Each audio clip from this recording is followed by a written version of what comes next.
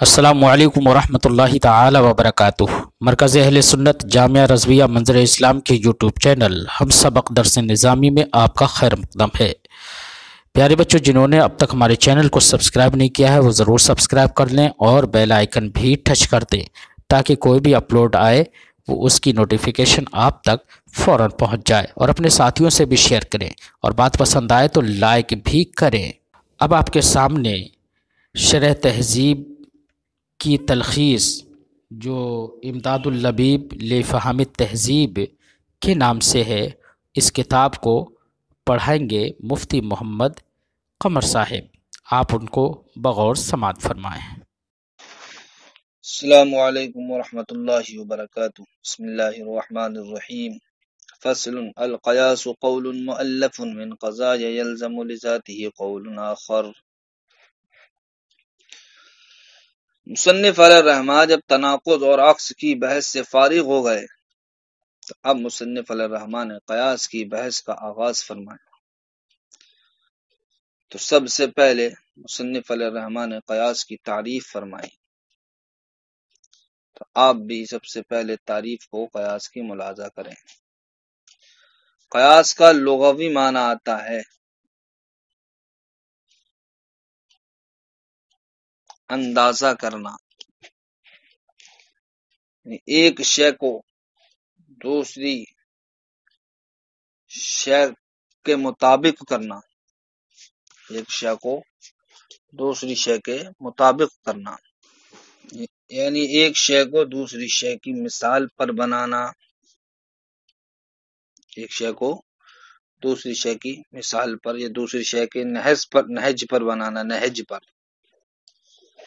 یہ کہلاتا ہے قیاس۔ یہ قیاس کا لغوی معنی ہے، لیکن قیاس کا اصطلاحی معنی کیا ہے؟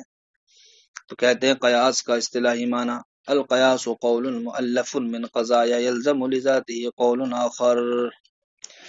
قیاس وہ ایسا قول ہے جو مرکب ہو ایسے قضایا سے کہ جن کی وجہ سے لذاتی ہی دوسرا قول لازم ہے۔ قیاس وہ ایسا قول ہے جو مرکب ہو ایسے قضایا سے کہ جن سے لذاتی ہی دوسرا قول لازم ہے، جیسا کہ العالم متغیر وکل متغیر حادث۔ یہ کیا ہے؟ یہ قیاس ہے۔ کیوں؟ اس لیے کہ یہ مرکب ہے دو قضیوں سے۔ وہ کیا کیا ہے؟ العالم متغیر یہ ایک قضیہ ہے، وکل متغیر حادث یہ دوسرا قضیہ ہے، اور لذاتی ہی اس سے دوسرا قول لازم آتا ہے۔ وہ دوسرا قول کیا ہے؟ فالعالم حادث، فالعالم حادث۔ تو دیکھیے عالم متغیر ہے اور ہر متغیر کیا ہے؟ حادث ہے، تو اس نے ہم کو پہنچا دیا ایک دوسرے قول کس بات کی جانب کہ عالم حادث ہے۔ تو یہ العالم متغیر وکل متغیر حادث یہ کیا کہلائے گا؟ یہ قیاس کہلائے گا۔ اب مصنف علیہ الرحمٰن نے قیاس کی تعریف میں جو قیود ذکر کی ہیں ان قیود کی وضاحت کریں گے۔ پہلے اتنا دیکھیں، لما فرغ المصنف من بحث التناقض والعکس، جب مصنف علیہ الرحمٰن تناقض اور عکس کی بحث سے فارغ ہو گئے، شرع فی القیاس تو انہوں نے اب قیاس کی بحث کو شروع فرمایا۔ فقال معرفا له القیاس، تو اس کی تعریف کرتے ہوئے فرمایا قیاس عالم آپ جان لیجئے ان القیاس لغتاً، قیاس لغت کے اعتبار سے کہتے ہیں تقدیر شیء علی مثال شیء آخر، ایک شے کو دوسری شے کے مثال پر اندازہ کرنا۔ وعند المناطق و مناطق کے نزدیک قیاس قول ایسا قول ہے مؤلف جو مرکب ہو من قضایا صریحۃ ایسے صریح قضایا سے یلزم لذاتی قول آخر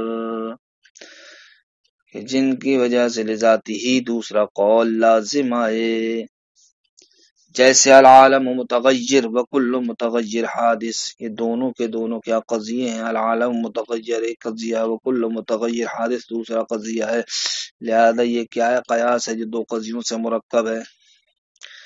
قیاس یہ کیا قیاس ہے؟ لأنہ اس لیے کہ قول ایسا قول ہے مؤلف جو مؤلف ہے من قضیت ہیں جو مرکب ہے دو قضیوں سے، اور وہ دو قضیے کیا ہے؟ العالم متغیر ایک قضیہ، وکل متغیر حادث دوسرا قضیہ، مستلزم لذاتی، جو اپنی ذات کی وجہ سے مستلزم ہے، قولا آخر، دوسرے قول کو، ویقال له، جس دوسرے قول کو نتیجہ اور مطلوب کہا جاتا ہے، وهو العالم حادث، اور وہ نتیجہ اور مطلوب کیا ہے؟ عالم حادث ہے۔ اچھا صاحب، وَاعْلَمْ أَنَّ الْمُرَادَ بِالْقَوْلِ مَا يَشْمَلُ الْمَلْفُوظَ وَالْمَعْقُولَ۔ مصنف علیہ الرحمٰن نے قیاس کی تعریف میں جو لفظ قول کو ذکر کیا، لفظ قول، اس قول سے کیا مراد ہے؟ فرماتے ہیں اس قول سے وہ چیزیں مراد ہیں جو ملفوظ یعنی کہ الفاظ کو، اور جو معقول یعنی کہ معنی، دونوں کو کیا ہوں؟ شامل ہوں۔ الفاظ و معنی دونوں کو شامل ہوں۔ ایسا نہیں ہے کہ وہ صرف اور صرف الفاظ کو شامل ہو، معنی کو شامل ہو، صرف اور صرف معنی کو شامل ہو، الفاظ کو شامل ہو۔ تو قول سے مراد وہ چیز ہے جو الفاظ کو بھی شامل ہو اور معنی کو بھی کیا ہو؟ شامل۔ لہذا یہ قول کیا ہے؟ یہ مناطقہ کے نزدیک مرکب سے خاص ہے۔ قول خاص نہیں، اس لفظ خاص کو کاٹ کر کیا رکھ دیں گے آپ؟ لفظ عام رکھ دیں گے کہ قول مناطقہ کے نزدیک لفظ مرکب سے کیا ہے؟ عام ہے، لفظ مرکب سے عام ہے، اس لیے کہ مرکب صرف اور صرف الفاظ کو شامل ہوتا، معنی کو نہیں، اور قول ایسی چیز ہے جو الفاظ کو بھی شامل ہے اور معنی کو بھی شامل ہے۔ وعلم، آپ جان لیجئے، ان المراد بالقول کے قول سے مراد ما یشمل الملفوظ، وہ ہے جو ملفوظ کو شامل ہو، والمعقول، اور معقول کو بھی کیا ہو؟ شامل ہو۔ وهو عام بالمرکب عند المناطق، اور لفظ قول یہ لفظ مرکب سے عام ہے مناطقہ کے نزدیک۔ مؤلف سے مراد کیا ہے؟ مؤلف سے مراد جناب والا مرکب، مطلقاً نہیں بلکہ حیات مخصوصہ پر جو مرکب ہو، وہ حیات مخصوصہ آپ اشکال میں جانیں گے، جو ایک خاص حیات پر ترکیب ہو اس کو کہتے ہیں مؤلف۔ اور قضایا سے مراد کیا ہے؟ ما فوق الواحد، یعنی کہ ایک سے زائد، کم سے کم دو ہوں۔ تو قول سے مراد تو جناب والا وہ چیزیں تھیں جو ملفوظ اور معقول دونوں کو شامل ہو۔ مرکب، مؤلف سے مراد ایسا مرکب ہے جو حیات مخصوصہ پر، خاص کیفیت پر کیا ہو؟ مرکب ہو۔ قضایا سے مراد ما فوق قضیت واحدۃ، ایک قضیے سے اوپر مراد ہے، یعنی کہ کم سے کم قیاس کے تحقق کے لیے دو قضیے چاہیے۔ کیوں؟ لأن القیاس بحسب الاستقراء، سے نہیں ہے کہ قیاس استقراء کے اعتبار سے، تتبع تلاش کے اعتبار سے، لا یترکب الا من قضیتین، وہ مرکب نہیں ہوتا ہے مگر دو قضیوں سے۔ تو جناب والا قضایا یہ تو کیا تھا؟ صیغہ جمع تھا، جمع کا اطلاق کم سے کم 3 پر ہوتا ہے، اور آپ کہہ رہے ہیں یہاں پر ایک سے زائد مراد ہے، تو پھر لفظ جمع کو کیوں ذکر کیا؟ تثنیہ کو ذکر کرنا چاہیے تھا۔ تو اس کے تعلق سے شارح نے ہم کو یہ جواب دیا کہ یہیں پر ہی لفظ قضایا کو جمع کی صورت میں بولنے کے بعد ما فوق الواحد مراد نہیں لیا جا رہا، بلکہ اس فن میں جہاں بھی جمع ذکر کی گئی ہے وہاں پر مراد ما فوق الواحد ہی لیا گیا ہے، وہاں پر مراد ما فوق الواحد ہی لیا گیا ہے، لہذا یہاں پر ہم نے قضایا سے ما فوق الواحد مراد لے لیا، تو کیا قباحت ہوگی؟ وَكَذَا كُلُّ جَمْعٍ يُسْتَعْمَلُ فِي هَذَا الْفَنِّ، اسی طریقے سے ہر وہ جمع جو اس فن میں استعمال ہو، یراد به ما فوق الواحد، اس سے مراد کیا لیا جاتا ہے؟ ما فوق الواحد۔ اب کہا صاحب مصنف علیہ الرحمٰن نے کہ قیاس ویسا قول ہے جو مرکب ہو، جو مرکب ہو کیسے؟ قضایا سے۔ اور قضایا سے مراد کیا؟ ما فوق الواحد، یعنی کم سے کم قیاس کے تحقق کے لیے دو قضیے چاہیے۔ اب اگر جناب والا دو مفرد کے ذریعے سے ہم قیاس حاصل کرنا چاہیں، نہیں ہو سکتا۔ کیوں؟ اس لیے کہ قیاس کے لیے دو قضیے چاہیے، یا ہم جناب والا ایک قضیہ اور ایک مؤلف سے قیاس کو حاصل کرنا چاہیں، نہیں ہو پائے گا۔ کیوں؟ اس لیے کہ قیاس کے لیے دو قضیے چاہیے، اور یہاں پر ایک قضیہ تو ہے لیکن دوسرا قضیہ نہیں ہے بلکہ وہ مفرد ہے۔